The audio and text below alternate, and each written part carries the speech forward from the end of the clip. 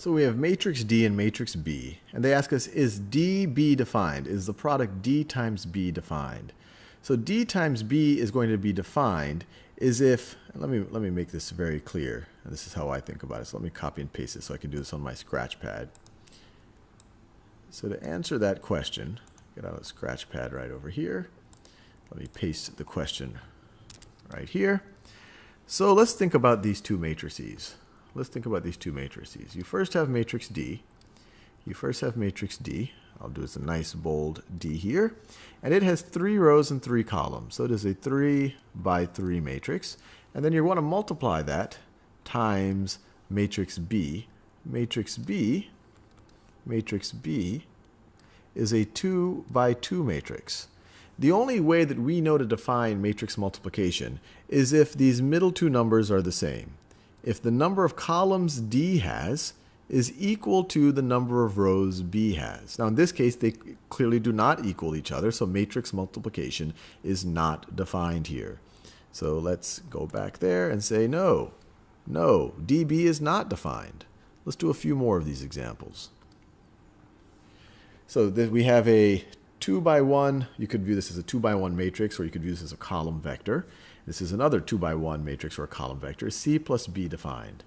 Well, matrix addition is defined if both matrices have the exact same dimensions. And these two matrices do have the exact same dimensions. And the reason why is because with matrix addition, you just add every corresponding term. So in the sum, the top, it'll actually be 4 plus 0 over negative 2 plus 0, which is still just going to be the same thing as this matrix up here. But what they're asking, is this defined? Absolutely. These both are 2 by 1 matrices. So yes, it is defined. Let's do one more. So once again, they're asking us, is the product A times E defined? So here you have a 2 by 2 matrix. Let me copy and paste this just so we can make sure that we know what we're talking about. So get my scratch pad out. So this top matrix right over here. So matrix A is a 2 by 2 matrix, and matrix E, so we're going to multiply it times matrix E, which has 1 row and 2 columns. 1 row and 2 columns. So in this scenario, once again, the number of columns matrix A has is 2, and the number of rows matrix E has is 1. So this will not be defined. These two things have to be the same for them to be defined. Now, what is interesting is if you did it the other way around, if you took E times A, let's check if this would have been defined.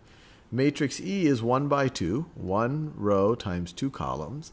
Matrix A is 2 rows times 2, or 2 by 2, 2 rows and 2 columns. And so this would have been defined.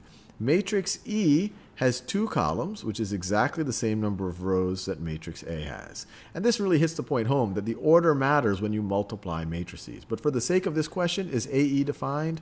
No, it isn't. And so we can check our answer. No, it isn't.